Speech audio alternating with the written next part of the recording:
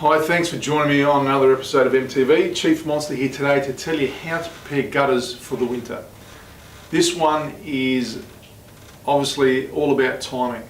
We are going into autumn, winter months now, and many times I see people have issues with their gutters in the middle of winter, and it's not a great time when you're in the wet to fix your gutters or get it prepared for it, and then you actually find you've got issues.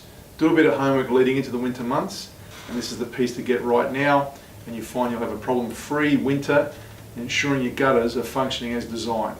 So the obvious one before winter hits is get rid of all the leaves and other debris that might have collected into the gutters over the summer months or the autumn period. There can be a range of things that could be up there, but get up there with a ladder safely. Make sure it's a ladder or a scaffold that's designed to hold you safely up there. Check out those gutters and clear whatever's in the gutter. Now, if you've got a two-story home and you can't get access to some of those high points, there may not be a lot of trees around that actually could add leaves into those gutters, but it's something that you may not do annually, but you might want to do every 2 or 3 years, and that might require you calling in a professional that can get access up to those areas and clear those gutters, because there could be all sorts of things in there besides leaves and debris. You could actually have dead animals, birds that have died in there, and they can end up causing blockages, which is an issue later on.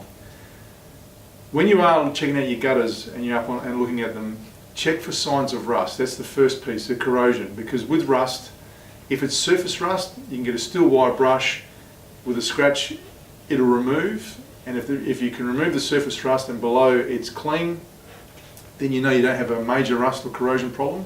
However, if you've got a steel wire brush and you're getting stuck into it and there's still a rust surface evident there on the gutter, then you're going to need to treat that rust, and you can get a lot of rust converters or rust inhibitors or coatings that you can apply on there. Some really good ones from paint stores.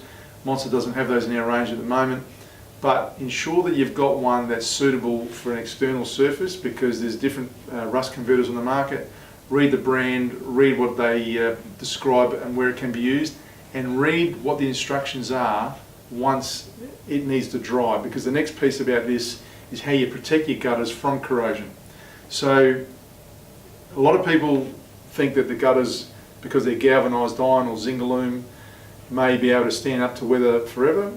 Yeah, look, a lot of good colour bond type metals will do that. However, we do see corrosion occur in galvanised and zinc aluminum gutters, and they also occur because of the reaction between different metals. So you can have water running off of one metal on a roof, or water running off of a tiled roof that could have a residue of something, and it actually reacts with the type of metal inside. If you actually have galvanised iron and zinc aluminum, you'll find that the water that runs off from one metal to the other can actually create that corrosion process to start, and it can be aggressive in some environments. So the way around that, inside your gutter, there's some really cost-effective ways to protect the corrosion effect.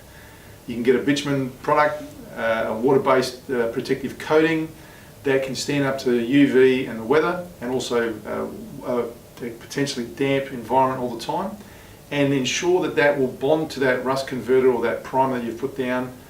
Apply it to the internal side of the gutter with a brush, up the sides. No one's going to see it from down the bottom, so it doesn't matter how thick you build it up.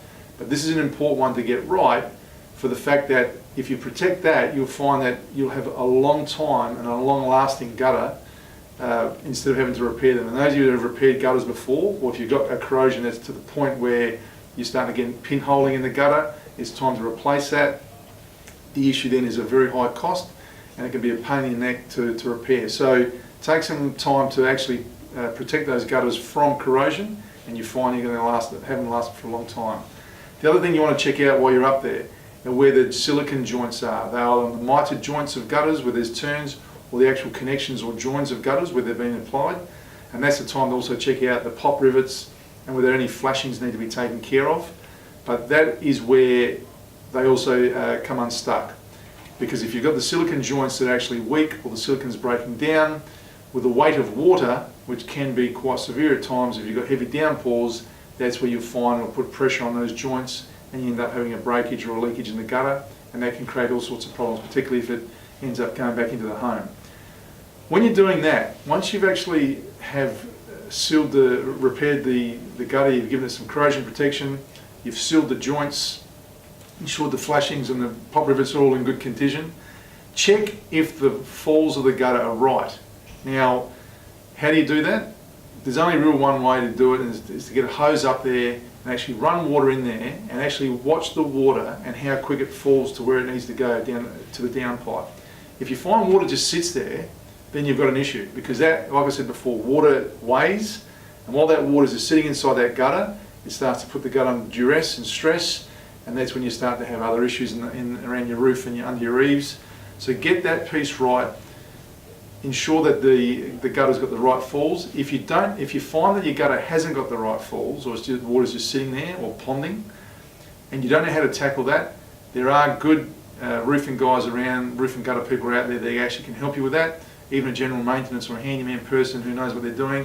But you need to look at the way that the gutter can be actually supported and lifted to ensure that the water runs away to the downpipe. You should never have water sitting or ponding inside a gutter surface. This is the last piece and the most important piece. When you are doing that test, so now you've tested that you've actually got no water falling in there or sitting in the gutter, you need to check that the water runs down the downpipe without blocking up. So actually get your hose and run the hose into the actual downpipe and run it at a fairly high speed and ensure the water is falling through. Now that could be out to the front of the home, or it can be through a sump.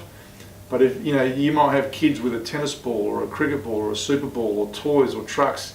I found all sorts of stuff down my downpipes in the past from things that have been thrown up on the roof.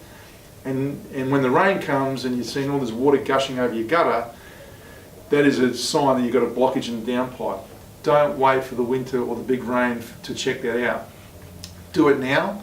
If there is something in there that you can actually find and you can actually pull out, do so. There's other ways of trying it. You might even have to get a strong vacuum cleaner outside with a high strength neck that can sort of pull that through. And if you can't access it and you still have got an issue, time to call a gutter specialist to do what they need to do, or a good roof plumber, because if you don't get that piece right, you're going to find that when that rain comes and you get that blockage, it can damage the roof, the gutter, and I've also seen it sometimes where you've got the storm waters going underneath landscaping, and it can even damage the landscaping in a severe situation. So this is the time of year to get onto this. Don't wait until that winter month and the big pour, the big rain. Check it out now, do the gutter work. If you've got questions on this, our Monsta crew are here to help you.